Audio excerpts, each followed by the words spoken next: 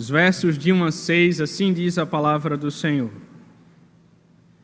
Amados, não deis crédito a qualquer espírito, antes provai os espíritos se procedem de Deus, porque muitos falsos profetas têm saído pelo mundo fora. E nisto reconheceis o Espírito de Deus. Todo espírito que confessa que Jesus Cristo veio em carne é de Deus.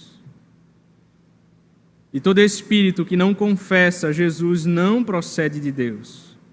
Pelo contrário, este é o espírito do anticristo, a respeito do qual tendes ouvido que vem e presentemente já está no mundo. Filhinhos, vós sois de Deus e tendes vencido os falsos profetas, porque maior é aquele que está em vós do que aquele que está no mundo. Eles procedem do mundo, por essa razão falam da parte do mundo e o mundo os ouve. Nós somos de Deus, aquele que conhece a Deus nos ouve, aquele que não é da parte de Deus não nos ouve. Nisto reconhecemos o espírito da verdade e o espírito do erro. Vamos à presença do Senhor em oração, mais uma vez, amados irmãos.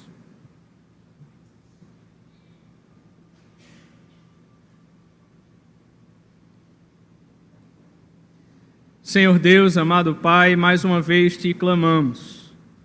Fala aos nossos corações, por meio da Tua palavra. Usa o Teu servo. Que não seja eu que vos fale, mas que o Senhor fale através de vós. Que o Senhor ilumine o nosso entendimento, abra o nosso coração, para que possamos compreender a Tua santa lei. Que as palavras que saiam dos meus lábios e o meditar do meu coração sejam agradáveis à Tua presença, Senhor, rocha minha e Redentor meu. Em nome de Cristo, assim nós oramos. Amém. Filho meu, se aceitares as minhas palavras e esconderes contigo os meus mandamentos, para fazeres atento à sabedoria o teu ouvido, e para inclinares o coração ao entendimento, e se clamares por inteligência e por entendimento alçares a voz, e se buscares a sabedoria como a prata e como a tesouros escondidos a procurares, então entenderás o temor do Senhor e acharás o conhecimento de Deus. É o que está escrito em Provérbios capítulo 2. Amados irmãos, discernimento é sabedoria para entender o que é certo ou errado, verdadeiro ou falso, sensato ou perigoso. Deus dá discernimento a quem procura e busca fazer a sua vontade, pois toda a sabedoria e todo o discernimento vem dele. Ora, mas por que isso é importante, pastor? A igreja na Ásia Menor, no final do primeiro século, estava sendo atacada pelas heresias dos falsos mestres. O gnosticismo incipiente estava sendo proposto como alternativa à fé cristã. As verdades do cristianismo estavam sendo atacadas desde os seus alicerces. Os mestres gnósticos, eles negavam tanto a divindade quanto a humanidade de Cristo. Eles pregavam um falso Cristo, um falso evangelho, uma falsa fé e um falso amor. É exatamente nesse contexto que João exorta a igreja e vejam, primeiro ele nos traz um alerta. O verso 1 assim diz a parte A: Amados, não deis crédito a qualquer espírito. A palavra espírito aqui neste versículo equivale a ensinamento. Os falsos mestres estavam tentando fazer uma combinação da filosofia grega com o cristianismo. A proposta deles era uma mistura espúria entre o conhecimento esotérico e a fé cristã. Cuidado, igreja, pois a heresia nem sempre vem com uma negação ostensiva e integral da verdade. Ela propõe uma parceria, ela vem com uma linguagem ecumênica. ela está disposta a sentar-se à mesa para dialogar. Ela vem de mansinho. A Igreja de Cristo, porém, ela não pode ser ingênua. Ela não pode aceitar tudo que chega sem o exame das Escrituras Sagradas. Ela não pode dar crédito àqueles que falam em nome de Deus sem trazer integralmente a doutrina de Deus. John Stott diz que o tempo presente de não deis crédito a qualquer espírito indica que os leitores de João eram propensos a aceitar sem crítica todo ensino que parecesse dado por inspiração. E é por essa razão que, em segundo lugar, o apóstolo João nos dá uma ordem. Ainda no verso 1 ele diz: antes, provai os espíritos se procedem de Deus, porque muitos falsos profetas têm saído pelo mundo fora. João dá uma ordem e em seguida ele oferece a justificativa. A sua ordem tem uma razão de ser. Ele diz: porque muitos falsos profetas têm saído pelo mundo fora. E por essa razão os crentes precisam provar os espíritos para saber se de fato eles procedem de Deus. Alguns teólogos dizem que a expressão aqui "tem saído" remete ao fato de que os falsos mestres, eles destacavam enfaticamente o seu envio, que os impelia a atuar mundo afora. Eles foram enviados. E o aspecto atrativo desses homens era o fato de se apresentarem com essa consciência de envio, demandando fé e obediência dos seus ouvintes. Augusto Nicodemos diz que em vez de uma atitude de credulidade simplista, ou seja, acreditar em tudo o que ouve, os crentes deveriam ter uma atitude crítica para com as manifestações alegadamente provenientes de Deus. Vejam, a palavra provar aqui significa a semelhança do metalúrgico que testa a integridade do metal por meio do fogo, testar a mensagem com a verdade apostólica para saber qual o espírito que está por trás dela. Os falsos mestres fizeram do mundo as suas salas de aula. Eles desejavam conquistar a audiência de muitos cristãos. Simon Kistemaker fala então de duas esferas espirituais nesse mundo. Uma é do domínio do Espírito Santo, a outra é do domínio do diabo. O Espírito Santo habita nos filhos de Deus, mas o espírito do diabo vive nos falsos profetas que falam em seu nome. Nesse sentido, alguns teólogos dizem que Satanás imita o fenômeno da iluminação divina, influenciando esses falsos profetas e falsos mestres com o objetivo de espalhar o erro religioso e afastar as pessoas da verdade. Ora, em 1 Timóteo 4 está escrito: ora, o Espírito afirma expressamente que nos últimos tempos alguns apostatarão da fé, por obedecerem a espíritos enganadores e a ensinos de demônios, pela hipocrisia dos que falam mentiras e que têm cauterizado a própria consciência. Em 2 Pedro 2 está escrito: assim como no meio do povo surgiram falsos profetas, assim também haverá entre vós falsos mestres, os quais introduzirão dissimuladamente heresias destruidoras, até o ponto de renegarem o soberano Senhor, que os resgatou, trazendo sobre si mesmos repentina destruição.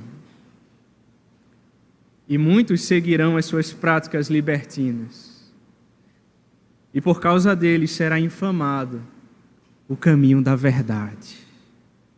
Também movidos por avareza, farão comércio de vós, com palavras fictícias. Para eles o juízo lavrado a longo tempo não tarda, e a sua destruição não dorme. Portanto, irmãos, o que a palavra de Deus está nos ensinando é que acolher todo aquele que fala em nome de Deus e ouvir de boa mente toda a pregação como se fosse verdadeira são atitudes insensatas. Precisamos, nesse sentido, ser crentes bereanos. Precisamos passar tudo o que ouvimos pelo crivo da palavra de Deus, pelo exame das Escrituras Sagradas. John Stott diz que não se deve confundir a fé cristã com credulidade. A fé verdadeira examina o seu objeto antes de depositar confiança nele. Por essa razão, em Mateus 7, Jesus preveniu seus discípulos acerca dos falsos profetas. Em Mateus 7,15, ele disse: acautelai-vos dos falsos profetas, que se vos apresentam disfarçados em ovelhas, mas por dentro são lobos roubadores. Pelos seus frutos os conhecereis. Colhem-se porventura uvas dos espinheiros ou figos dos abrolhos? Assim toda árvore boa produz bons frutos, porém a árvore má produz frutos maus. Não pode a árvore boa produzir frutos maus, nem a árvore má produzir frutos bons. Toda árvore que não produz bom fruto é cortada e lançada ao fogo.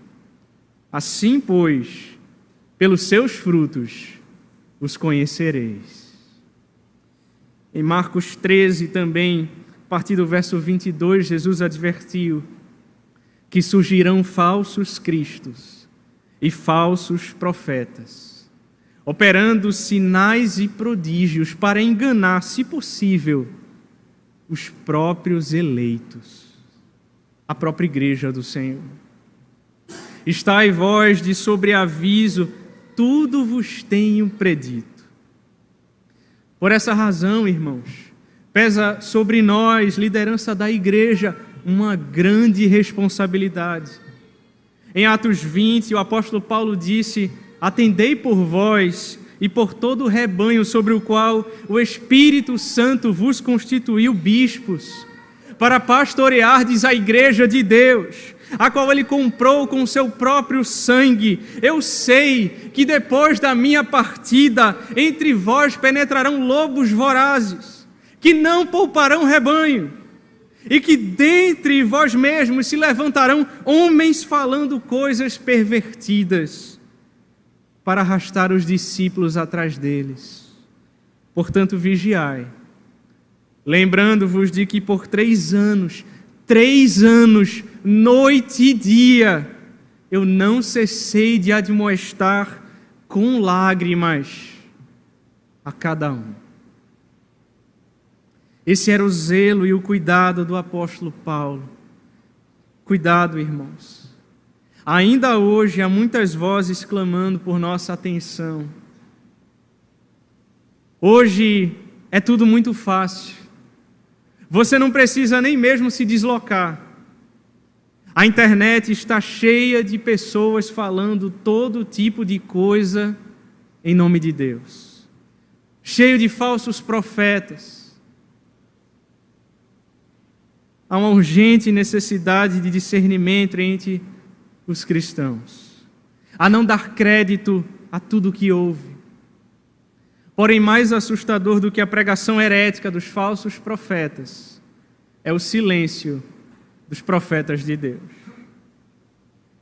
Edmund Burke disse: para que o mal triunfe, basta que os bons homens não façam nada. E por isso, em terceiro lugar, João nos traz uma orientação. Vejam os versos 2 e 3.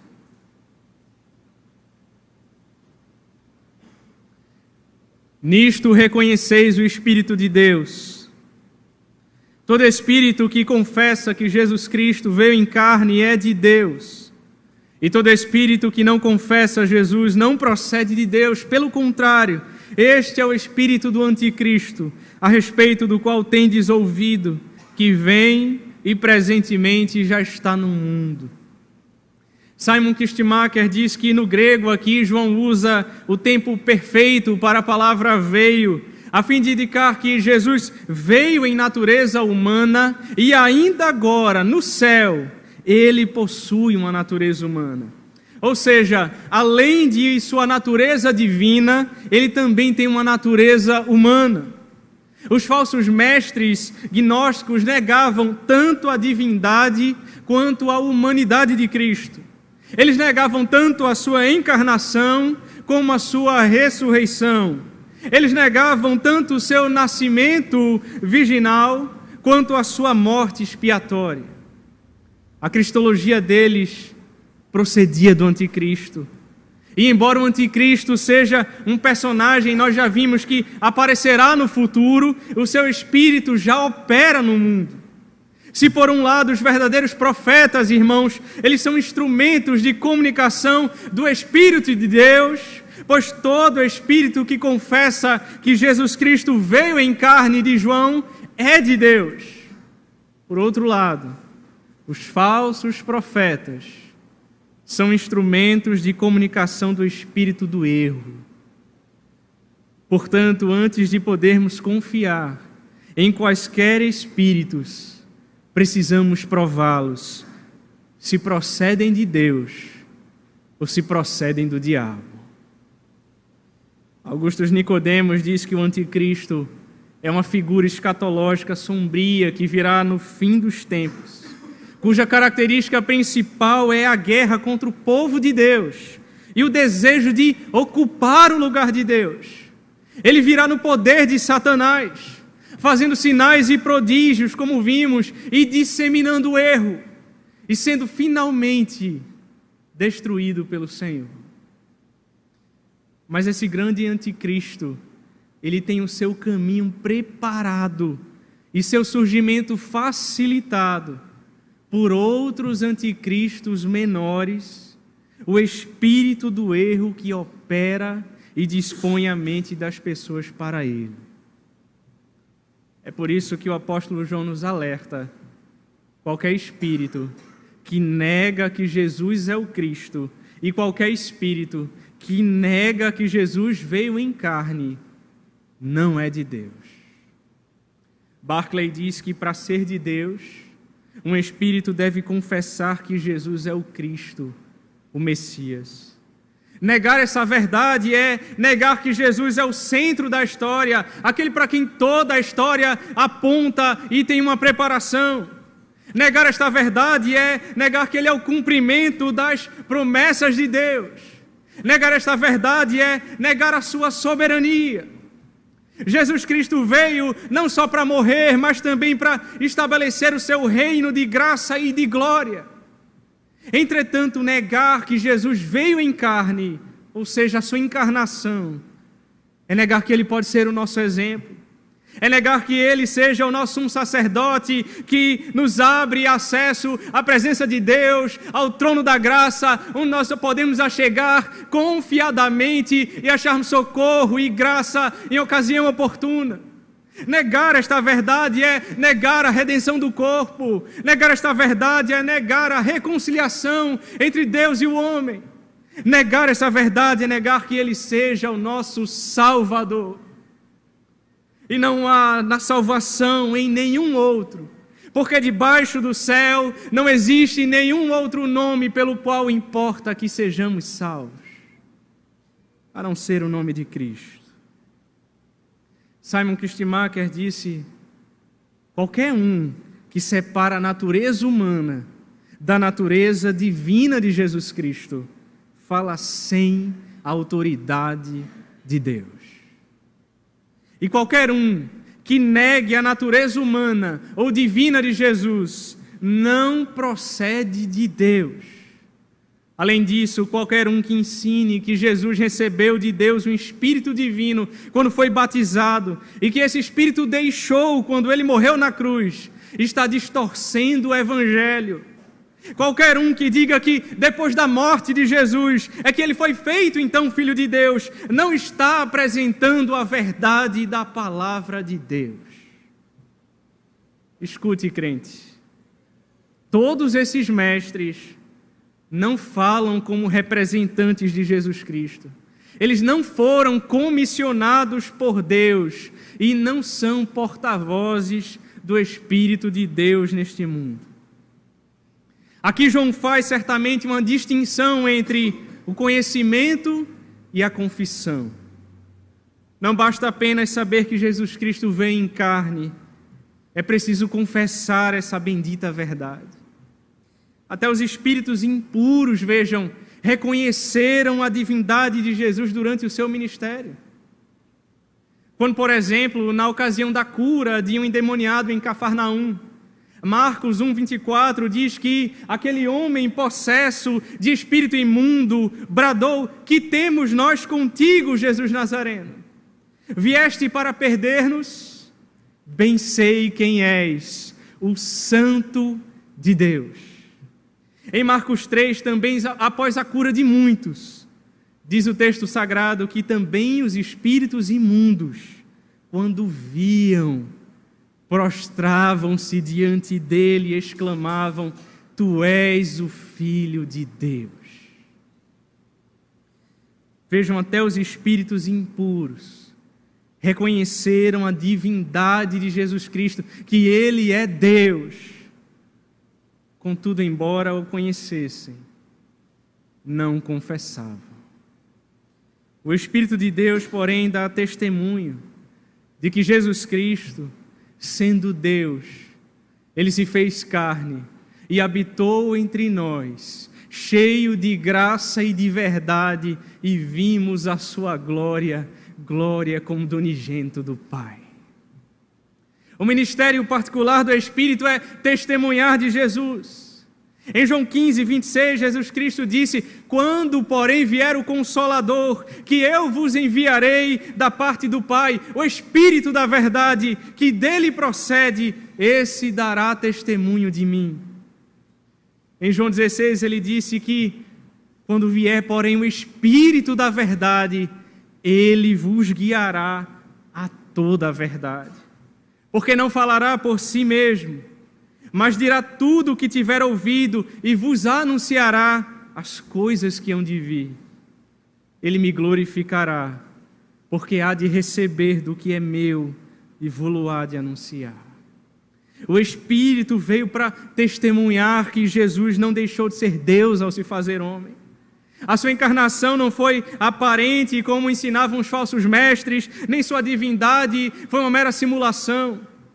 Os falsos mestres do gnosticismo, eles separavam o Jesus do Cristo, faziam uma distinção entre o Cristo divino e o Jesus histórico que veio em carne e habitou entre nós. Para eles, o Cristo veio sobre Jesus no batismo e se retirou dele na cruz. João classifica essa posição como herege e procedente do anticristo. Não foi o Cristo que veio para a carne de Jesus, mas o próprio Jesus era o Cristo vindo em carne. John Stott diz que o homem Jesus de Nazaré não é outro, senão o Cristo, ou Filho encarnado. Mas em quarto lugar, irmãos, após a sua orientação, João ainda nos traz um encorajamento. Veja comigo o verso 4. Filhinhos, vós sois de Deus, e tendes vencido os falsos profetas, porque maior é aquele que está em vós do que aquele que está no mundo. João faz aqui uma transição dos falsos profetas para os verdadeiros crentes. Os falsos profetas são governados pelo espírito do anticristo. Os verdadeiros crentes procedem de Deus, são de Deus e são habitados por Deus. Os verdadeiros crentes vencem os falsos profetas porque o Deus que neles está é maior do que o espírito do engano que habita nos falsos profetas. Não é pela nossa força, irmãos, inteligência, conhecimento ou habilidade. A mais necessária armadura para todas as lutas e a força para repetidas vitórias está em saber que o próprio Senhor está em nós, Ele habita em nós pelo seu Santo Espírito. Em Efésios 6, Paulo nos instrui quanto a essa luta. Quanto ao mais, sede fortalecidos no Senhor e na força do seu poder. Revesti-vos, pois, de toda a armadura de Deus, para poderdes ficar firmes contra as ciladas do diabo. Porque a nossa luta não é contra o sangue, contra a carne, e sim contra os principados e potestades, contra os dominadores desse mundo tenebroso, contra as forças espirituais do mal, nas regiões celestes. Portanto, tomai toda a armadura de Deus, para que possais resistir no dia mau, e depois de teres vencido tudo, permanecei inabaláveis. João diz: não tema, porque maior é aquele que está em vós do que aquele que está no mundo. E esta é a vitória que vence o mundo, a nossa fé. E vejam, em quinto lugar, João ainda nos orienta quanto à sua origem. Versos 5 e 6, veja comigo. Eles procedem do mundo. Por essa razão falam da parte do mundo e o mundo os ouve. Nós somos de Deus.